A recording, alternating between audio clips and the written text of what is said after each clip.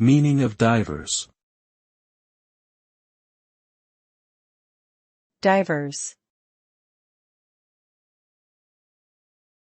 Divers. Divers. Divers. The term divers is an archaic way to refer to a group of people who are diverse or varied in some way. It is often used to describe a group of individuals with different backgrounds, experiences, or characteristics.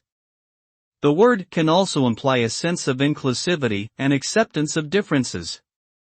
In modern times, the concept of diversity has become increasingly important in various fields, including education, business, and social justice. Embracing diversity can lead to a more harmonious and productive society where individuals are valued for their unique qualities and contributions.